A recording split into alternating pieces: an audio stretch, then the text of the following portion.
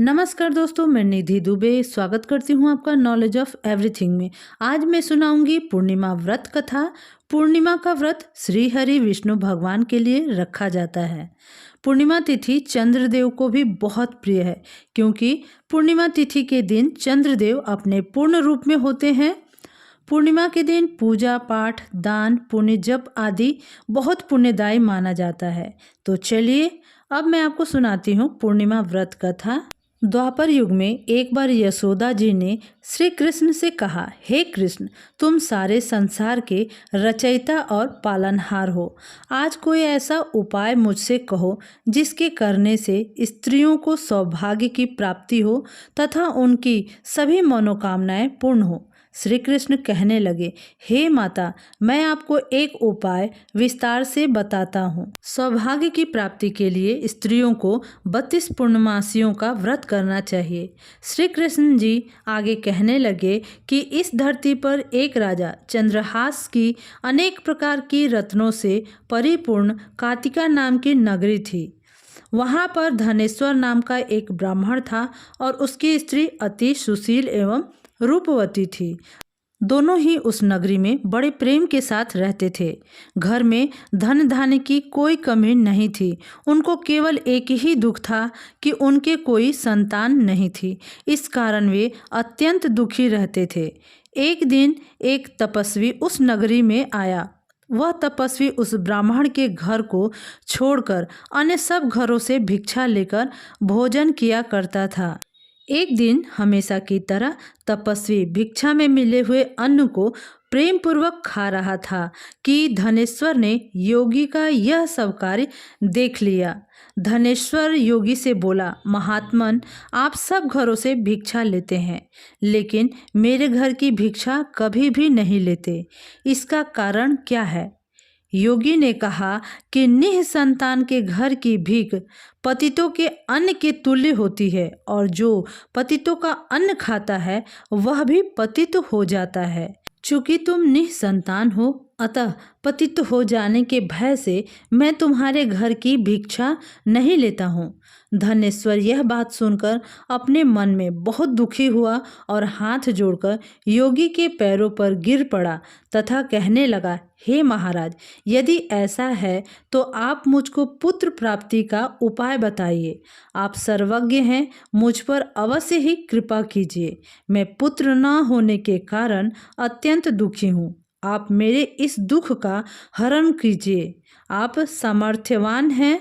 यह सुनकर योगी कहने लगे, हे ब्राह्मण, तुम चंडी की आराधना करो। घर आकर उसने अपनी स्त्री को सब वृत्तांत कहा और स्वयं तप के लिए वन में चला गया।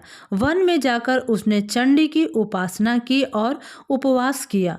चंडी ने 16वें दिन उसको स्वप्न में दर्शन दिया और कहा, हे धनेश्वर, जा, तेरे पुत्र होगा, परंतु वह 16 वर्ष की आयु में ही मृत्यु को प्राप्त हो जाएगा।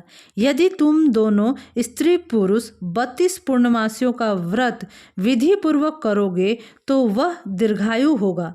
प्रातः काल होने पर इस स्थान के समीप ही तुम्हें एक आम का वृक्ष दिखाई देगा। उस पर चढ़कर एक फल तोड़कर शीघ्र अपने घर चले जाना। अपने स्त्री को खिलाना। ऋतु स्नान के बाद वह स्वच्छ होकर श्री शंकर जी का ध्यान करके उस फल को खा लेगी। तब शंकर भगवान की कृपा से उसको गर्भ हो जाएगा। जब वह ब्राह्मण प्रातःकाल उठा तो उसने उस स्थान के पास ही एक आम का वृक्ष देखा, जिस पर एक अत्यंत सुंदर आम का फल लगा हुआ था। धनेश्वर वृक्ष पर चढ़ गया और उसने एक अति सुंदर आम का फल देखा। ब्राह्मण ने जल्दी से उस फल को तोड़कर अपनी स्त्री को लाकर दिया और उसकी स्त्री ने अपने पति के कथना अनुसार उस फल को खा लिया और वह गर्भवती हो गई। देवी जी की असीम कृपा से उसे एक अत्यंत सुंदर पुत्र उत्पन्न हुआ, जिसका नाम उन्होंने देवीदास रखा। माता पिता के हर्ष के साथ वह बालक बढ़ने लगा। भवानी की कृपा से वह बालक बहुत ही सुंदर, सुशील और पढ़ने में बहुत ही निपुण हो गया। दुर्गा जी की आज्ञा अनुसार उसकी माता ने 32 पूर्णमासी का व्रत रखना प्रारंभ कर दिया था, जिससे उसका पुत्र बड़ी आयु वाला हो जाए। 16वां वर्ष लगते ही देवीदास के माता पिता को चिंता हुई कि कहीं उनके पुत्र की इस वर्ष मृत्यु न हो जाए। इसलिए उन्होंने अपने मन में विचार किया कि यदि यह दुर्घटना उनके सामने हो गई तो वे कैसे सहन कर सकेंगे। इसलिए उन्होंने देवीदास के मामा को बुलाया और कहा कि हमारी इच्छा है कि देवीदास 1 वर्ष तक काशी में जाकर विद्याध्ययन करें, इसलिए साथ में तुम चले जाओ और 1 वर्ष के पश्चात इसको वापस लौटा लाना। सब प्रबंध करके उसके माता पिता ने काशी जाने के लिए देवीदास को एक घोड़े पर बैठाकर उसके मामा को उसके साथ भेज दिया। धनेश्वर और उसकी पत्नी अपने पुत्र की मंगल कामना तथा दीर्घायु के लिए भगवती दुर्गा की आराधना और पूर्णमासियों का व्रत करना आरंभ कर दिया। इस प्रकार बराबर 32 पूर्णमासी का व्रत पूरा किया। कुछ समय पश्चात मामा और भांजा मार्ग में रात्रि बिताने के लिए किसी गांव में ठहरे हुए थे। उस दिन उस गांव में एक ब्राह्मण की अत्यंत सुंदर, सुशील और गुणवती कन्या का विवाह होने वाला था। जिस धर्मशाला के अंदर वर और उसकी बारात ठहरी हुई थी, उसी धर्मशाला में देवीदास और उसके मामा भी ठहरे हुए थे। संयोगवश कन्या को तेल आदि चढ़ाकर मंडप आदि का कृत्य किया गया तो लग्न के समय वर को धनुर्वात हो गया। वर के पिता ने अपने कुटुंबियों से परामर्श करने के पश्चात निश्चय किया कि यह देवीदास मेरे पुत्र जैसा ही सुंदर है, मैं इसके साथ ही लग्न करा दूं और बाद में विवाह के अन्य कार्य मेरे लड़के के साथ हो जाएंगे। ऐसा सोचकर देवीदास के मामा से जाकर बोला कि तुम थोड़ी देर के लिए अपने भांजे को हमें दे दो, जिससे विवाह के लग्न का सब कृत्य सुचारू रूप से हो सके। तब उसका मामा कहने लगा कि जो कुछ भी मधु पर्क आदि कन्यादान के समय वर को मिले वह सब हमें दे दिया जाए तो मेरा भांजा इस बारात का दूल्हा बन जाएगा। यह बात वर के पिता ने स्वीकार कर लिया। तब उसने अपने भांजे को वर बनने के लिए भेज दिया और उसके साथ सब विवाह कार्य रात्रि में विधि पूर्वक संपन्न हो गया।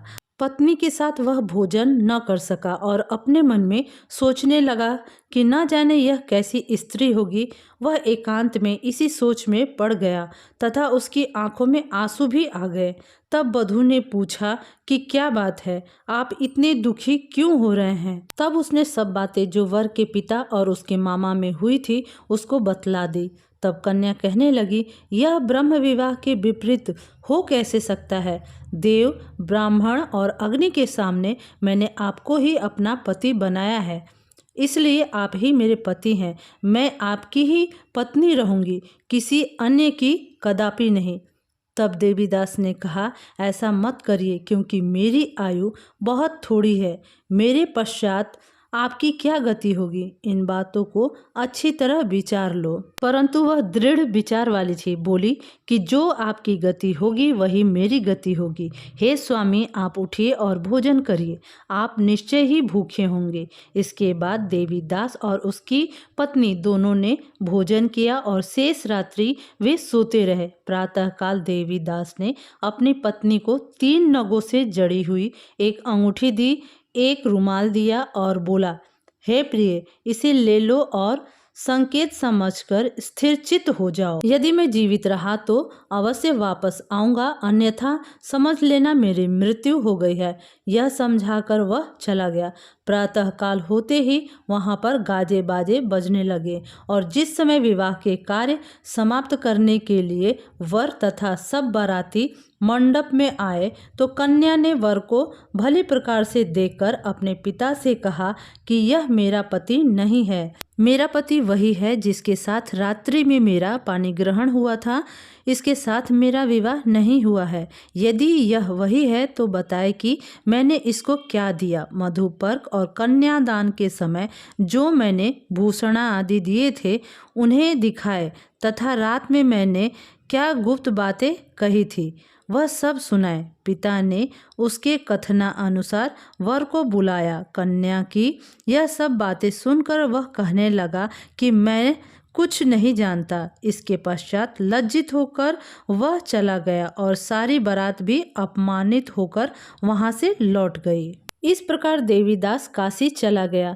जब कुछ समय बीत गया तो काल से प्रेरित होकर एक सर्प रात्रि के समय उसको डसने के लिए वहां पर आया, परंतु व्रत के प्रभाव से उसको काट ना पाया, क्योंकि पहले ही उसकी माता ने 32 पूर्णिमा का व्रत कर रखा था। इसके बाद मध्य रात्रि के समय स्वयं काल वहां पर आया और उसके शरीर से प्राणों को निकालने का प्रयत्न करने लगा, जिससे वह मूर्छित होकर पृथ्वी पर गिर पड़ा। भगवान की कृपा से उसी समय पार्वती जी के साथ श्री शंकर जी वहां पर आ गए।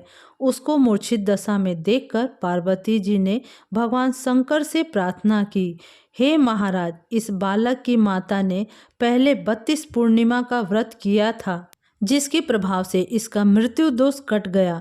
भवानी के कहने पर भक्त वत्सल भगवान शिव जी ने उसको प्राणदान दे दिया। इस व्रत के प्रभाव से काल को भी पीछे हटना पड़ा और देवीदास स्वस्थ होकर बैठ गया। उधर उसकी स्त्री उसकी प्रतीक्षा किया करती थी। जब 16वां वर्ष व्यतीत हो गया तो देवीदास भी अपने मामा के साथ काशी से चल दिया। इधर उसके ससुर उसको ढूंढने के लिए अपने घर से जाने वाले ही थे कि वह दोनों मामा भांजा वहां पर आ गए। उसको आया देखकर उसका ससुर बड़ी प्रसन्नता के साथ अपने घर में ले आया तथा बाद में खूब धन के साथ अपनी पुत्री को उसके साथ विदा किया। श्री कृष्ण जी कहने लगे कि इस प्रकार धनेश्वर 32 पूर्णिमाओं के व्रत के प्रभाव से पुत्रवान हो गया। जो भी स्त्रियां इस व्रत को करती हैं वे जन्म जन्मांतर में वैधव्य का दुख नहीं भोगती और सदैव सौभाग्यवती रहती हैं। यह मेरा वचन है, इसमें कोई संदेह नहीं है। यह व्रत पुत्र पौत्रों को देने वाला तथा संपूर्ण मनोकामनाओं को पूर्ण करने वाला है। 32 पूर्णिमाओं के व्रत करने से व्रती की सब इच्छाएं भगवान शिव जी की कृपा से पूर्ण हो जाती है। पूर्णिमा व्रत कथा संपन्न हुई। श्रीमन नारायण नारायण।